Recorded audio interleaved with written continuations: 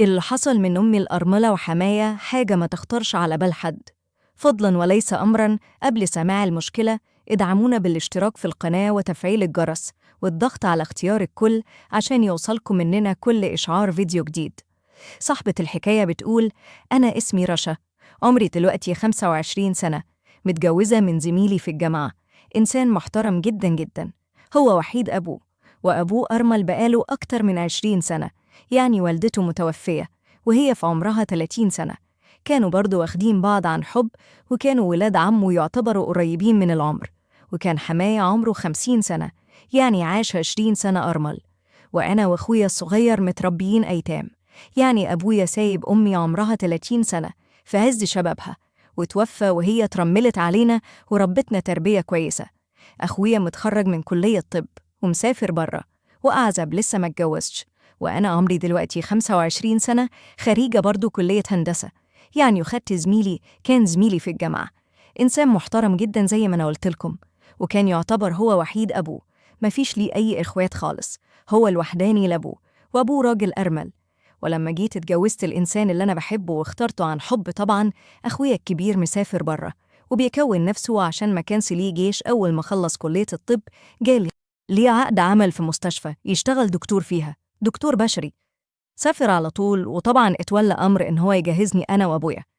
سيدنا يا دوبك مستورين على قد المعاش اللي بياخده، وسايب لينا بيت، يا دوبك بيت كده دورين، دور مسكنينه ناس برضو على قدهم بإيجار رمزي كده، والدور التاني إحنا عايشين فيه.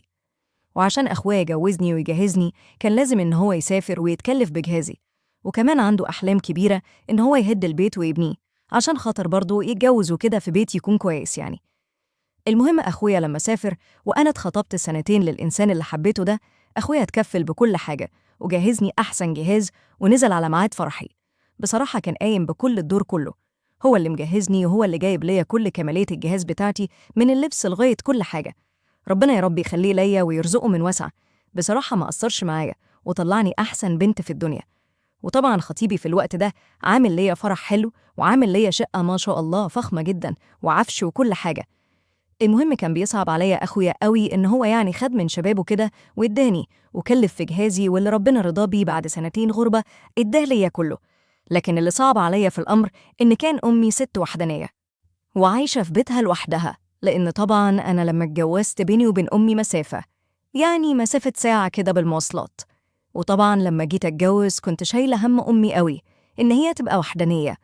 أخويا مسافر حضر فرحي وقعد بعد الفرح بأسبوعين وسافر، وأنا طبعاً دخلت في بيت جوزي وأمي بقت ست وحدانية عايشة لوحدها. فطبعاً صعب عليا أقول لجوزي كل شوية أروح لأمي، وفي نفس الوقت صعب عليا أفرد أمي على جوزي وأقول له خليها تيجي تعيش معانا، وما يصحش بقى كمان إن هي تعيش معانا، وكمان أبو أرمل من غير واحدة ست. الموضوع يبقى صعب جدا عليا. تنيتي شايلة هم أمي كام شهر الجواز، قعدت 6 شهور متجوزة وأنا شايلة هم أمي. بصراحة جوزي ما كانش بيأثر معايا في حاجة. لما كانت أقول له مثلا أنا قلقانة على والدتي وعايزة أزورها وكده، كان يقول لي روحي وخدي اللي انت عايزاه وروحي اطمني عليها وشوفيها ناقصها ايه. بصراحة ما قصرش.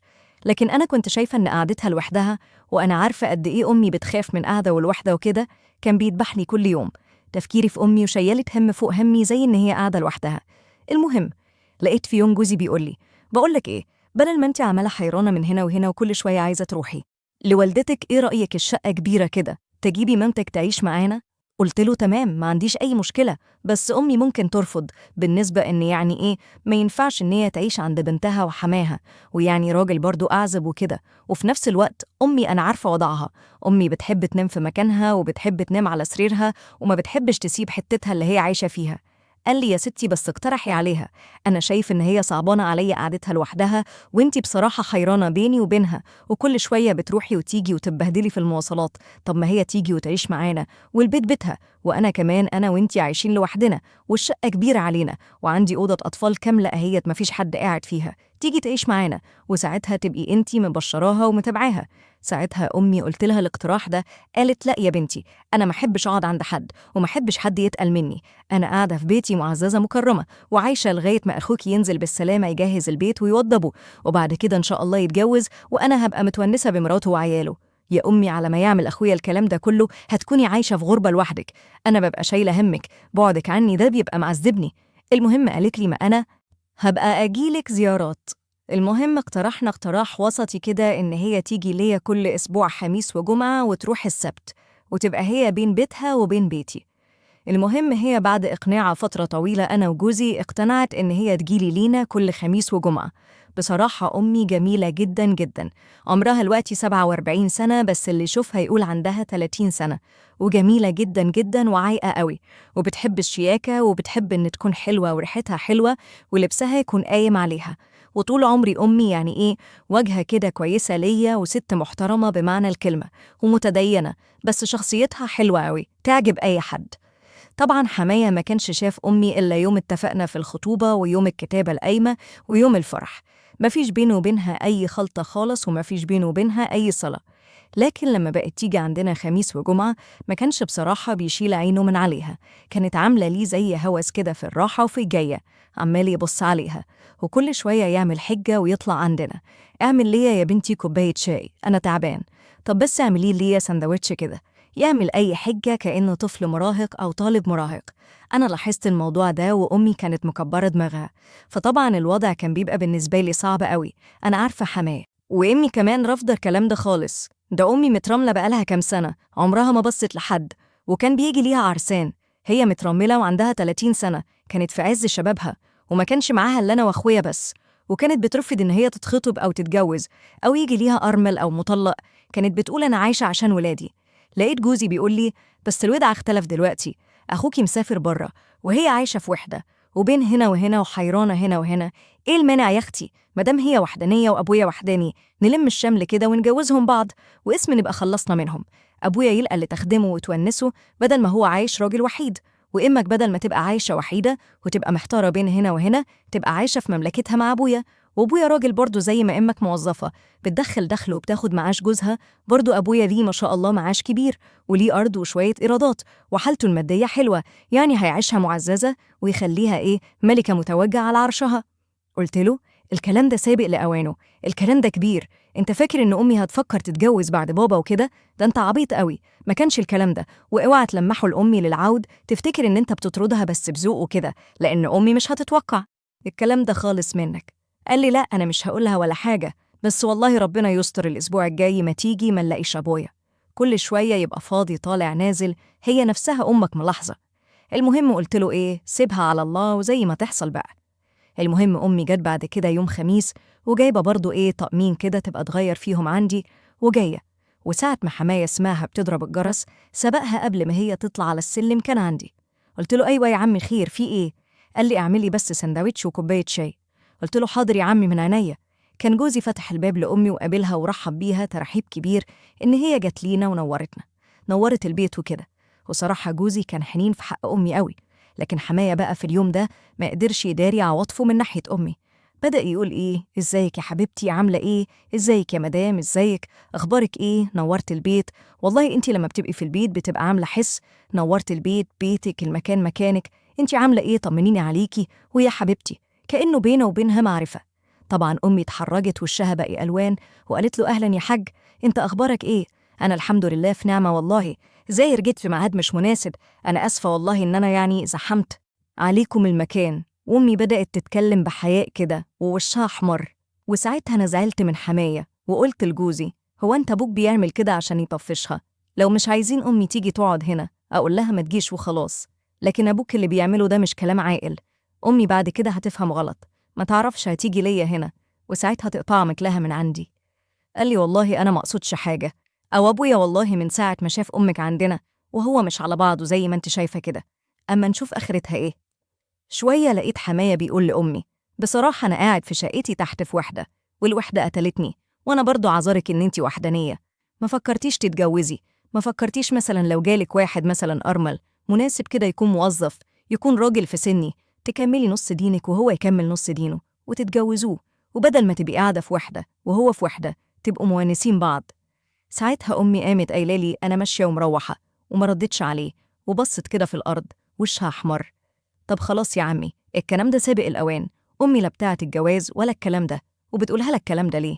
قال لي بصراحة أنا إيه، حبيت أمك وعايزة أتجوزها، والجواز حرام، مش من حقي إن أنا أتجوزها ويبقى ليا ست تنور حياتي، وأمك مش هلقى أحسن منها ست محترمة وست كاملة وست عاقلة ومتدينة، وكمان هي ما عادش وراها مسؤوليات. جوزتك وأخوكي كمان في غربة وسايبها لوحدها. إيه المانع إن أنا أتجوزها وأكمل نص ديني وتتونس بيا وأتونس بيها وتملى عليا حياتي؟ المهم أمي قامت قايلة ليا أنا ماشية وهجيلك مرة تانية، وخدت بعضها ومشيت من الإحراج. شوية لقيت أمي بتكلمني بتقولي حماكي ده صريح قوي ودغري قوي وعجبني في صراحته. قلت لها يخرب بيتك يا أمي، هو أنتِ ما صدقتي إن الراجل فتح الموضوع ده ولا إيه؟ هو أنتِ كنتِ سايبة نفسِك الوقت ده من غير جواز عشان حماية لما كلمك الكلام ده تصيحي قوي كده؟ لقيت أمي بتقولي لا يا بنتي والله أنا عجبني فيه إن هو راجل على وشه دغري، وإن هو صريح مش بتاع لف ودوران، وراجل يعني غرضه الحلال وكده. قلت لها يعني هو لو اتقدم لك يا أمي هتوافقي؟ قالت لي والله الرأي رأيكم أنتِ وأخوكي. المهم ابن أمي كانت واخدة بالها منه ومن نظراته، كانت هي يعني برضو قلبها بدأ يشتغل كده. يعني انتوا عارفين إن الست لما تبعد فترة طويلة عن الجواز وعن الاستقرار وقعدتها لوحدها وخوفها خلاها ممكن تكون بتفكر في الارتباط، أو فكرت إيه المانع إن أنا أتجوزه بدل ما أنا رايحة عند بنتي وجاية وكده بقى قاعدة متونسة بيها ومتونسة بيا، وأنا مسيري في الأول وفي الآخر هبقى وحدانية. لما ابني يتجوز هيبقى برضو لمراته وبنتي لجوزها، وأنا عايشة بين 4 حيطان لوحدي. فهي زي ما يكون عجبها فكرة حماية وموافقة، أو هي مستنية مني رد. المهم قلت لها خلاص يا أمي أنا هكلم أخويا وأشاوره وأقول له يعني 1 2 3 وأشوف رد فعله. أخويا عمل مشاكل وقال إزاي إن أمي تتجوز بعد أبويا، وأمي مش صغيرة على البهدلة والجواز، أمك لسه مراهقة، الناس ياكلوا وشنا، الناس يقولوا إيه، الناس يقولوا اتجوزت وابنها بقى على وش جواز، وبنتها تبقى بعد كده وهتبقى جدة، والكلام هيكتر علينا وهيبقى على أمك تنمر. أنا مش عايز الموضوع ده يتفتح تاني. وأخويا عمل مشاكل كبيرة قوي، ولقيته عامل ينفعل من غير ما يسمع ليا ولا كلمة، مجرد بس ما قلتله إن حماية ليه عين من أمك وعايز يتجوزها، وإيه المانع بدل ما تعيش لوحدها بين 4 حيطان هتبقى في حضني وتبقى داخلة البيت ده رسمي، وإنت مسيرك هتتجوز وتبقى لوحدك، وأنا هبقى في بيت جوزي، وهي اللي هتتظلم في الموضوع ده وتبقى بين 4 حيطان، وهي في نفس الوقت مترملة وهي عندها 30 سنة، يعني في عز شبابها، محرومة من حياة والاستقرارية والجواز، وإن تبقى ليها راجل سند ليها وسند ليه في القبر. قام فيا بقى وفضحني. وإنتي بتتكلمي كده ليه؟ إنتي بقى دخلتي أمك عندك عشان تلف دماغها وعشان تمشيها في الخيبة، وعايزة تبوظي أخلاقها وتخلي الناس تتكلم علينا، ويقول المرأة بعد ما جوزت بنتها عايزة تتجوز هي. المرأة فاكرة نفسها شباب وصغيرة ويبقى علينا تنمر. أتجوز إزاي وأنا أمي متجوزة في السن ده؟ انتي عايزاني معرفش أخش بيوت الناس أطلب أي واحدة للجواز والناس كلها تاكل وشي ويتكلموا عليا؟ قلت له الجواز مش عيب ومش حرام، وبالعكس دي سنة الله ورسوله، وكمان أمك بقالها أكتر داخلة على سنة دلوقتي متبهدلة من غيرك، وبين هنا وبين هنا اللي خلاها تيجي تقعد عندي يومين تبقى قاعدة في حضني واسم اللي متجوزة حماية بالحلال وتبقى قاعدة في مملكتها، لكن انت في السفر وأنا بعيد عنها وبتتبهدل وبتروح مواصلات وبتيجي، وبصراحة أمك بتصعب عليا وحدتها. المهم قال هي لو اتجوزت أنا ولا عايزة أعرفها ولا تكلمني ولا أكلمها ولا بيني وبينها أي صلة، مدام هي ماشية في حكم نفسها كده ومش محترمة كلامي. المهم قعدت في العموم أقول ليها سيبك منه، زعلان دلوقتي، مسيره يتصالح، وهي بقى فترة وهتعدي. وانتي يا أمي بدل ما تقعدي لوحدك، هو بصراحة مدام حماية حاطط عينه منك مش هيسيبك في حالك، وهيفضل كل شوية يبص ليكي، وده لوحده يعني إيه لفت نظر مش حلوة. وأنا برضو مش قادرة إن أنا كل شوية آجي ليكي بالنسبة إن أنا حامل جديد، وإنتي في نفس الوقت هتبقي قاعدة عندي وإنتي محروجة، وهو لو عارف إن إنتي عندي كل شوية يطلع إيه المنع إن إنتي تتجوزي وترتاحي وتبقي قاعدة في وسطنا ومتونسة. وكمان حماية والله راجل محترم كريم، يعني راجل ملتزم بيخاف ربنا، بيصلي الفرض بفرضه، راجل عاقل، مش راجل مثلا واخدها يعني نزهة أو جواز متعة، لأ عايز يستقر وشايف إن إنتي أنسب واحدة ليه.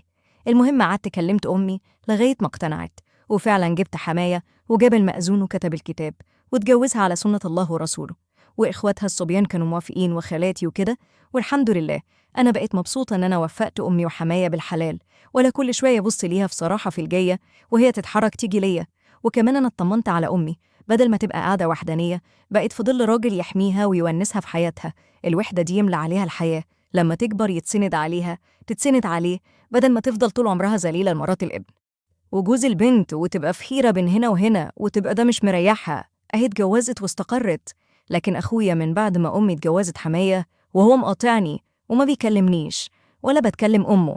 كل شوية أمي بتحاول تكلمه على الإيميلات أو ترن عليه، حتى دولي يقفل السكة في وشها ويعمل لها حظر من كل جهة، ومش قابل الموضوع ده خالص. أنا والله يا جماعة مش عارفة أقول لكم إيه. أنا شايفة إن أنا مغلطتش في حق أمي، حماية وعينها منها، وأنا لما كلمتها ولقيتها برضو مايلة ليه، أنا غايت أوفق رسين بالحلال، ولا إن أمي تبقى في وحدة وعايشة كده مش لاقية ليها ونس. وفي نفس الوقت شفت إن حماية فعلا شاريها وحبيبها، وكان نفسه يكمل نص دينه ويتجوزها، وشايف إن هي الزوجة المثالية ليه.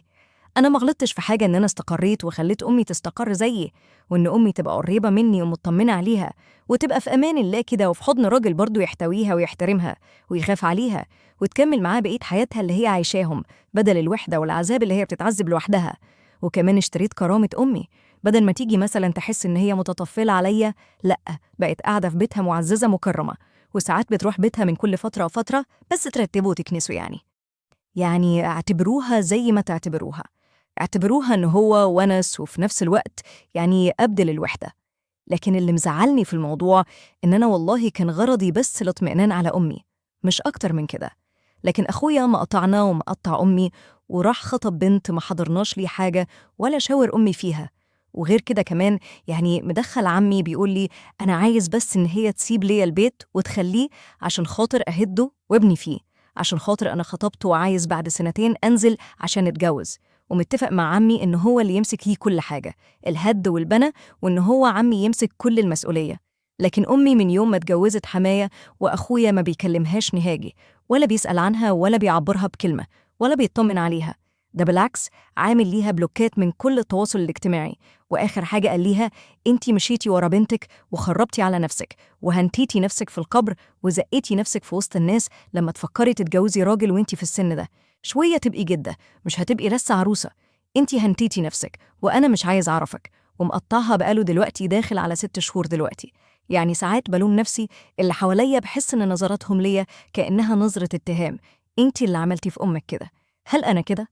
يا جماعة غلطت في حق أمي لما هي اتجوزت واستقرت وعاشت في حضني، وإن أنا انتبهت ليها وأحس إن هي بقت في حياة مستقلة كده، وإن هي عايشة في حكم راجل يخاف عليها ويحافظ عليها ويونسها. وإن أنا كنت صح لما عملت كده، ولا أنا غلط فعلا إني خليت أمي تتجوز بعد وفاة أبويا، وإن أنا فعلا الفتنة اللي بين أخويا وأمي كانت سبب أنا. عايزاكوا تنصحوني وتدلوني لوجه الله، لأن أمي في حيرة كبيرة وبدأت تتأثر نفسيتها من ناحية حماية، إن حست إن هو من يوم ما دخل في حياتها وهي اتغيرت وتغير معاملة ابنها ليها، وإن هي خسرت ابنها، ودايما محسسة حماية بتأنيب الضمير، إن أنت اللي خربت عليها وخربت على علاقتي بابني. رغم إن أنا بقول ليها يا أمي أنت عملتي الصح، وأنصح إن أنت تتجوزي تلقي لي راعيكي، ولا إنك تقعدي في واحدة. الواحدة بتموت، الواحدة بتقتل، مسير ابنك هيبقى لمراته وهيبقى مشغول عنك ببيته وعياله وشغله وكده، وانت اللي كنت انت في الوقت ده هتعيشي في وحدانية. فبدل ما تتجوزي وانت كبيرة في السن قوي، اهو انت اتجوزتي في الأربعينات، وفي نفس الوقت أحدتي إنسان يخاف ربنا وظروفه من ظروفك ويخاف ربنا فيكي ويراعيكي بما يرضي الله. يا جماعة أنا كده صح ولا غلط؟ مستنية منكم رأيكم عن فيديو. ما تنسوناش فضلاً وليس أمراً من دعمكم لينا بالاشتراك في القناة وتفعيل الجرس والضغط على اختيار الكل عشان يصلكم مننا كل شعار فيديو جديد. وبس كده، حكايتنا خلصت.